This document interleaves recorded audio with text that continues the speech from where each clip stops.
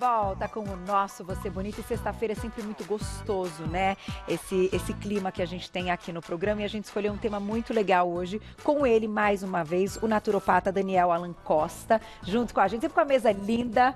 Bem-vindo. A profissão sempre capricha. Olha, as meninas arrasaram, e cada, né, isso aqui é vida. E aí, olha o tema, gente, medicina ayurveda. Quem já ouviu a respeito deste assunto, hoje Daniel vai nos ensinar muito. Então, até para iniciar, o que a gente entende por medicina ayurveda? Bem-vindo. Muito obrigado, Carol. A medicina ayurveda é a medicina tradicional da Índia, então onde nós temos lá várias terapêuticas, onde a alimentação é uma das principais. Tá. Eles acreditam que não é possível ter saúde sem que a gente cuide da alimentação. Perfeito. E aí a medicina ayurveda, ela vai entender que cada um de nós está dentro de um grupo, né, de um biotipo, e que a alimentação, apesar da gente, por exemplo, ter aqui só alimentos saudáveis, que isso é uma dúvida que eu sempre observo, Carol, não necessariamente porque é uma fruta, porque é um alimento que é considerado saudável, que vai fazer bem para o seu biotipo. Entendi. Então é isso que a gente vai falar aqui. Ah, então ainda que seja tudo natural e saudável, nem tudo é para todos, porque tem vários biotipos, né? Exatamente. Mas eu vou começar já com uma imagem que as meninas prepararam para dar início para a gente chegar lá, para entender a respeito então desses biotipos. Olha lá.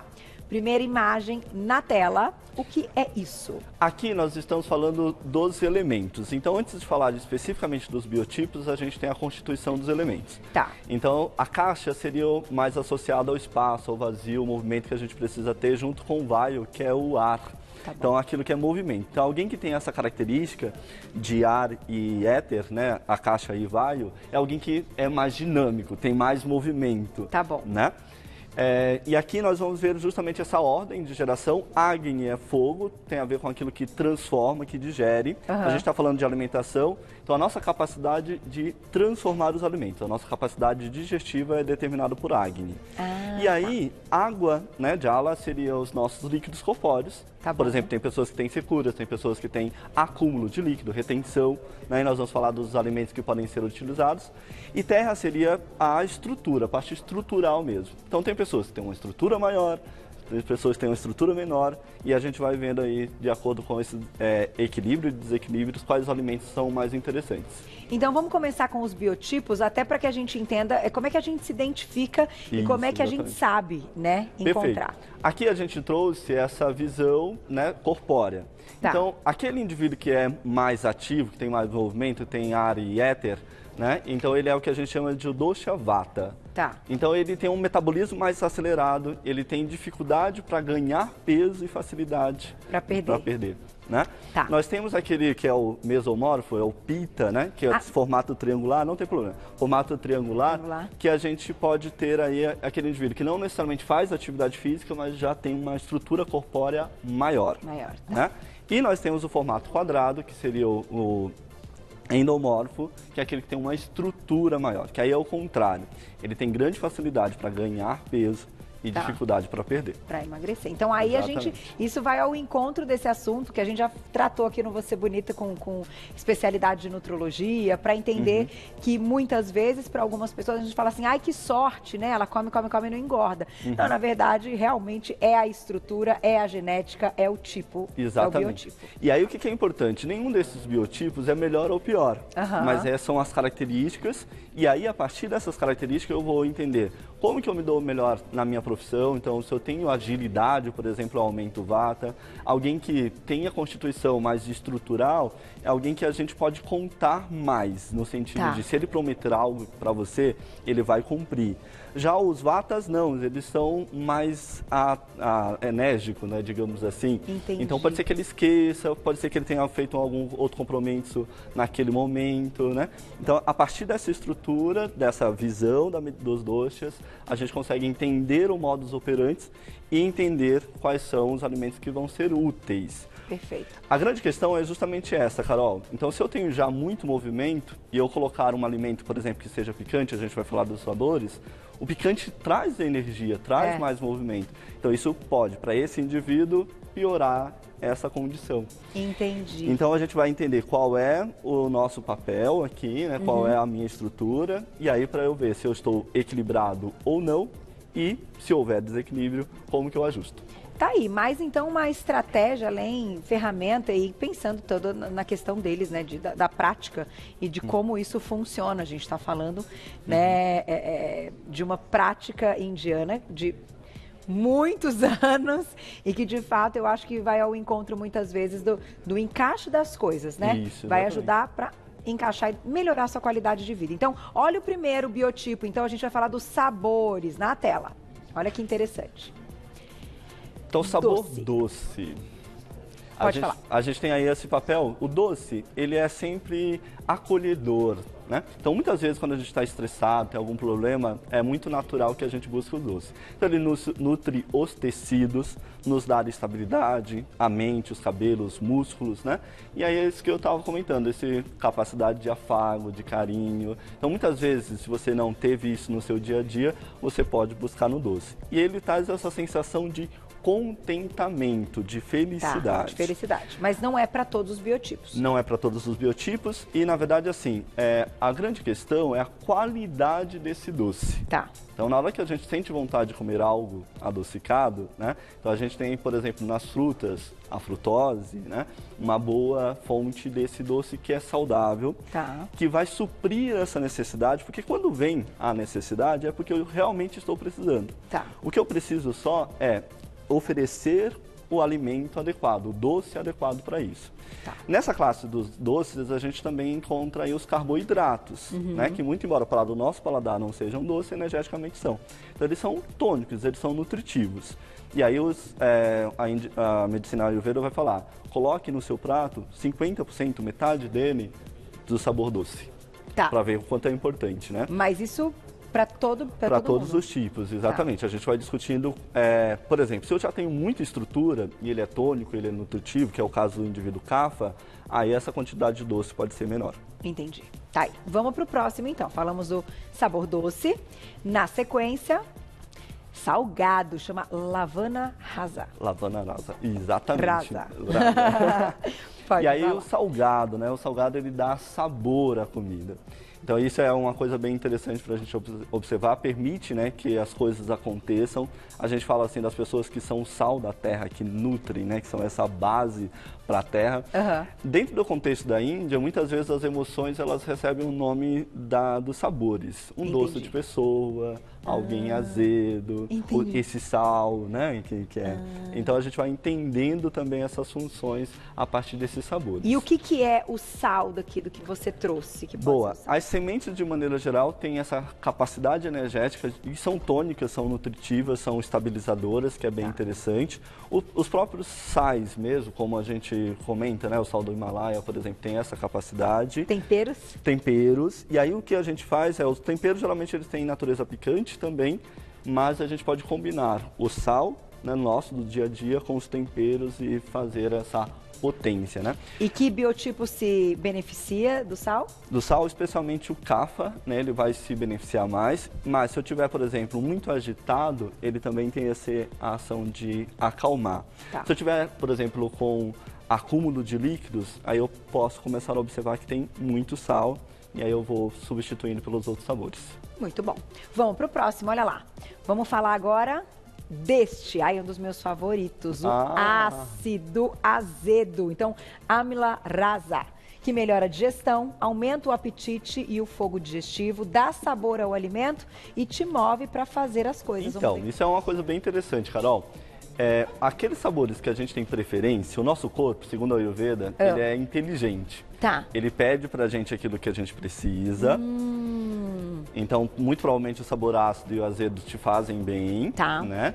E ele também, se você não gosta, é porque tem algo que realmente não é o sabor mais interessante. Inclusive, na medicina Ayurveda, a gente fala sobre a temperatura, né? Então, quente e frio. Tá. Então a gente tem as especiarias, as frutas, todos os alimentos, eles podem ter, são classificados de acordo com quente e frio. E aí você pode observar isso também, né? Eu prefiro mais coisas quentes, eu prefiro mais coisas frias, né? Para que eu vá identificando. Então as pessoas às vezes, são nomes diferentes, né, que eu não conheço, mas é simples, a medicina Ayurveda ela vai pautar nisso, você se observar e se você oferecer aquilo que o seu corpo está precisando, já é o suficiente. E faz todo sentido, porque eu fiquei apaixonada pela culinária de hoje, do atum e com vinagrete, que veio com essa pegada ácida e tal. Da pimenta, e né? Frio, um prato frio, então...